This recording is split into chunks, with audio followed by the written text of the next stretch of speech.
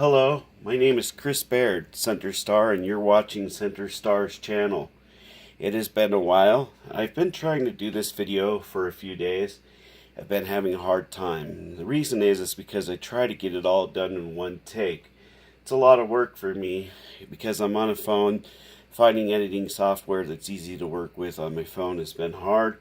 So let's give it another shot and let's go. I will explain this later. Like I said, I've tried this a few times, so I already have it drawn. To start with, if you're new to the channel, could you do me a favor? Please subscribe and hit the bell notification. Just pause right now and pause and subscribe and hit the bell notification. And over 50% of my viewers aren't subscribed, so we're really trying to reach over 1,000.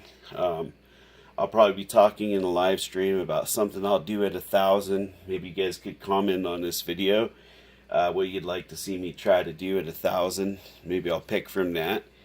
But let's go with this. First thing I wanted to show you is this.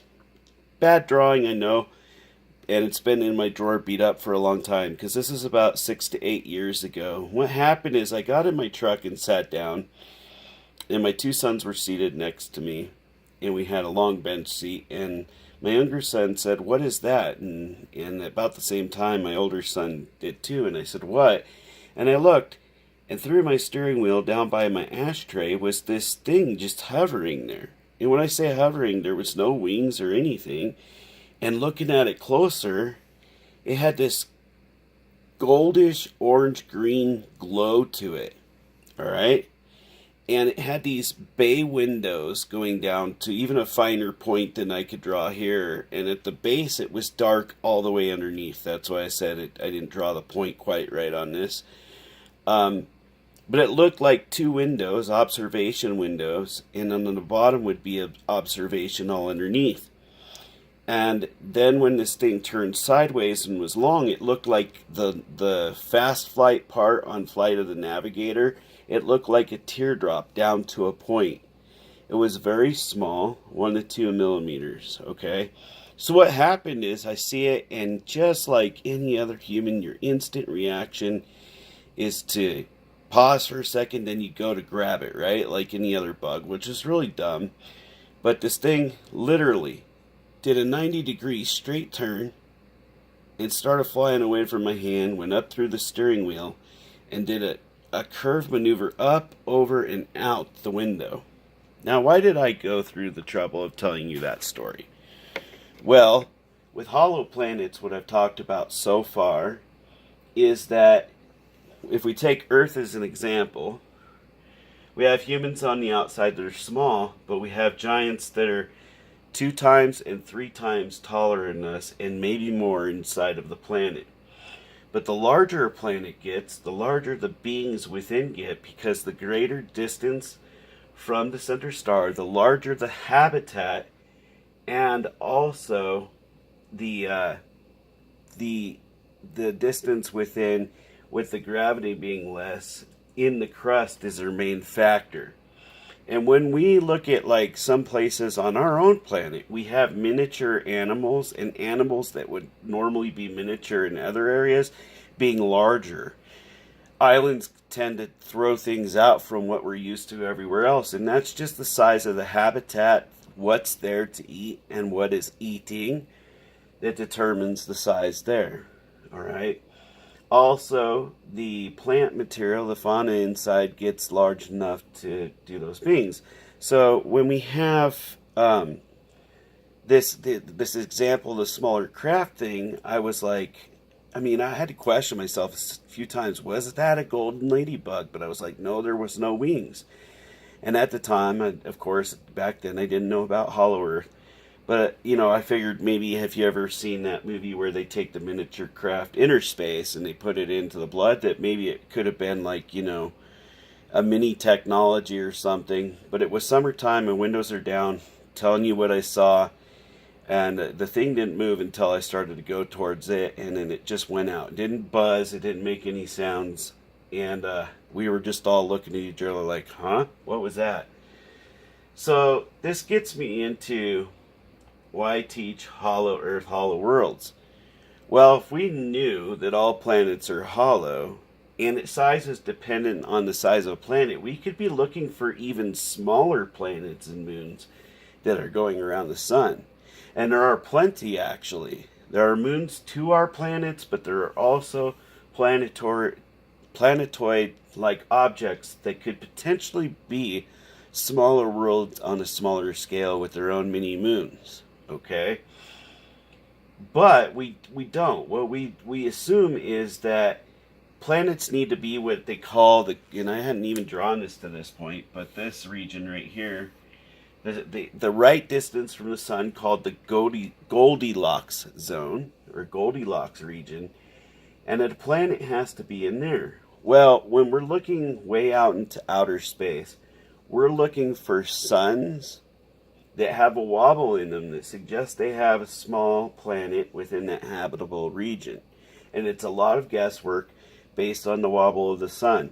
If they see too great of a wobble, they know that there's large planets and they're going really fast, so they probably would be going too fast. And then the other ones, they have to look for the right miniature wobble to suggest they have closer inner planets. Okay?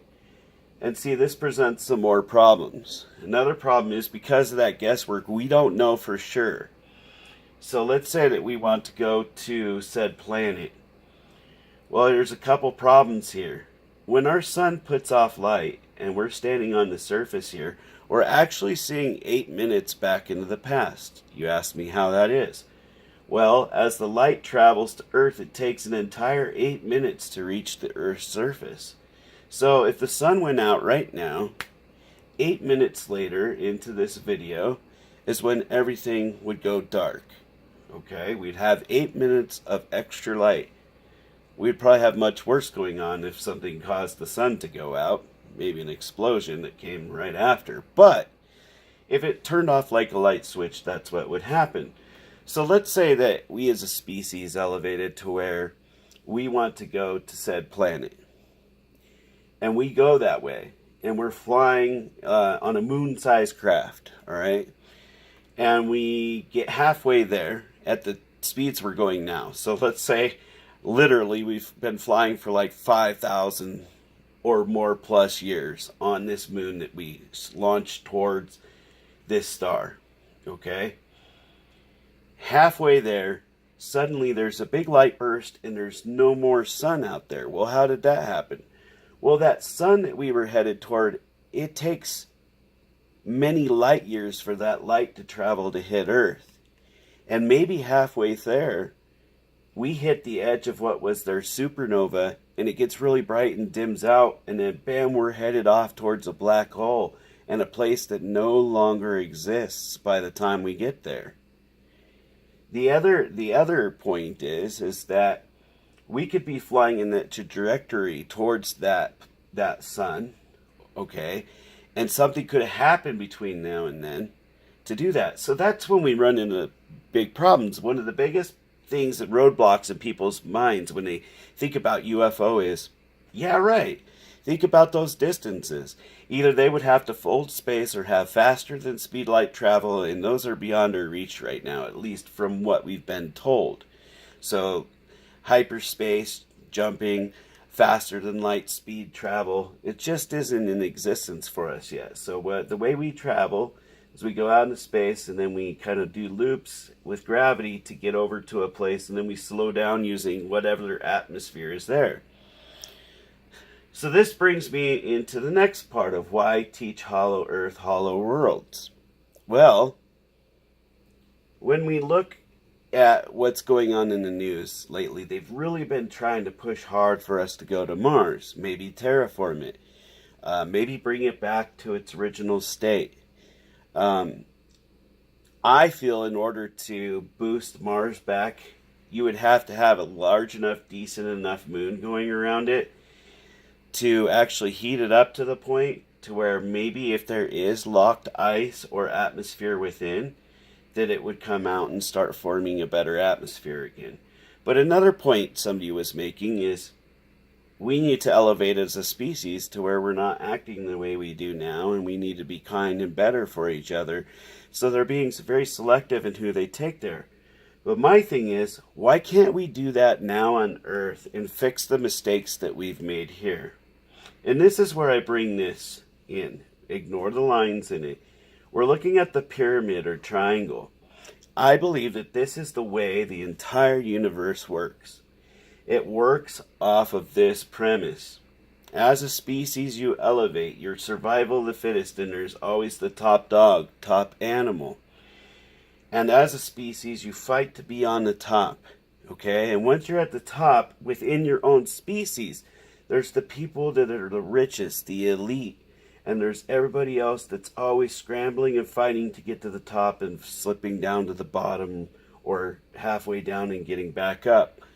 Everything in the universe seems to be set on this capitalistic idea. Our structures are built this way. Everything seems to be based on that. But what I thought is, why not do away from this and make this a flat line? Okay? Why? Because if we take all the people on Earth and take all of the resources and we start giving all of the resources to everyone, housing for everyone, and take care of this, although, yes, the rich and elite have to step down a bit, it brings our bottom line up to an equilibrium. What does this do for our species? Well, what it does is it eliminates a lot of crime, because the people at the bottom aren't trying to rob others to get up higher or do bad things, maybe selling drugs, doing all the things that they need to elevate themselves, at the unfortunate consequences of that to our species, to other people, okay? And at the same time, up here, you're really, really comfortable, and it wouldn't be that much to come down to here. You could still live really comfortably and have everybody taken care of. And if we go through the future and we start working on some of the supposed hidden technologies, the things we've heard hints about out there, like the gentleman in the 70s who had the the very long-lasting carburetor where a couple of gallons of gas lasted for a couple 100 miles. All of these things that we've heard about. Food replicators with carbon printing foods, all of that. If we can do that, I think that that's going to bring about another thing, okay? I believe that we are being watched for what we're doing and how we've been acting. I think if there really were a UFO that came in the 50s and we shot them down out of fear, I kind of believe in the message that people have been saying that they put out, which is pretty much we needed to stay away from nuclear weapons and nuclear activity. And we kind of didn't heed their warning. What we did is we went ahead and we kind of slowed down on nuclear weapon use. That's great. But we used the technology, and unfortunately, we didn't heed their warnings, and we had Chernobyl happen, and that one we got relatively under control, but it devastated an area. But we have a really huge problem with Fukushima right now. Fukushima is causing die-offs all over the Pacific Ocean, and it's encroaching into all the other oceans of the world. On top of that, there's some REMs that we're not supposed to get above, and the guy was doing some testing in that area, and we're well above that. And not only in that area, but in the air as well on his flight. We are really kind of in a bad spot where we poison the planet. Well, also in the diary of Admiral Baird, which I'm going to get into later, there is questionable whether it was real or not. But if true, it said that he flew into the inner Earth guided by peace defense craft of the inner Earth, okay? And that when he was met there, they told him that we no longer needed to mess with this kind of technology. If we could end all wars, they would work with us and work as a species with us to elevate us, as long as we could do that. But I believe that the people up at the top here are still kind of living in fear, okay? I'll explain that to you. I'm just going to leave it as basic as possible. The top fears the bottom, and the bottom fears the top. And it's all this fear driven. But if everybody was flat and worked together, we would lose a lot of that. And what are the top people afraid of? Well, when you're rich, the only thing to really covet is power, and retaining that power and not becoming lower. That's the fear. That is the main fear. The other thing is because of this fear, to build up an arsenal against outside spacecraft or whatever coming in, or against other countries, they've done a lot of things, and speculative things, made a lot of poor choices that they'd rather not us not find out about. But if we can forgive them and they can trust us to forgive them, we could do this. And what does this mean? Well, this means many different things. It could mean that once we've got this flat line and everybody's bottom line is taken care of, we can look at the way that and when I say bottom line, I mean food, shelter, light, heat. Food, shelter, light, heat, the main basis for everybody. We can look at raising children, see what those children want to be when they grow up. Throw out a few options per age group for the few years, and you can give them some options of what they want to do, real world jobs. And when they're going through their training, they can start training towards that position from an early age. Instead of waiting till you're at high school and then teaching it in college, we can be training certain groups and individuals as students based on what they want to learn from the get-go, okay? And specialization in that, whether it's music, because we're always going to want entertainment. Whether it's doctors, we're always going to need healthcare. Whether that be a mechanic, or a mechanic, technology, sciences, all of those kind of things. If we open up the doorways, people will want to do different things. And if we have travel opened up and all of those things, and we work out a structure to where we work so much and you have enough people working in these fields, then that opens up a lot of doorways. This is just a different way of thinking. And the biggest problem with this so far is people say, well, we could never do that, or how does the mechanic or the burger flipper deserve the same wage as the person that goes for years and years to become a doctor? Well, I think they're all important in society, and I think that we could do this. And not only can we do this, I think that if we do this, we'll have people like the Argothans saying, hey, the humans got a head on their shoulders. They're actually getting through this, and they're actually figuring out how to do things right. They're not living in fear, and they're elevating to a universal species. And what if these people that came in, we shot down, supposedly see this, they see that we've made some good choices. Maybe they have some kind of teleportation technology, and they could literally teleport Fukushima out of here. And maybe they had advanced radiation scrubbers that they could put out and clean out our oceans, okay? Maybe they have copies of a lot of animals on their planet. So if our species all died off, they get the oceans clean, they can help, like with a terrarium, bring our planet back to where it needs to be.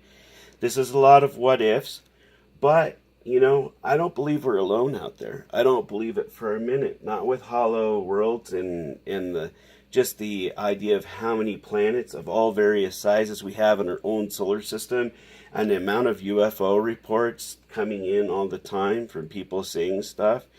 And I have seen up to 6 UFOs in my life. Maybe one of these days I'll tell you the different stories of those. Boy, you just gotta believe. And we can set an example on Earth that if the rest of the universe isn't following, maybe they would start following. Now, I'm not saying not have weapons. We definitely need to have planetary defense in case we had somebody bad come in. That is taking care of our own. But that's what we need weapons for, is basically in case something bad came to do something wrong to us. Other than that, for us, we need to grow up as a species and start treating each other better. Not because we're scared to go to hell or any of that, just because it's the right thing to do.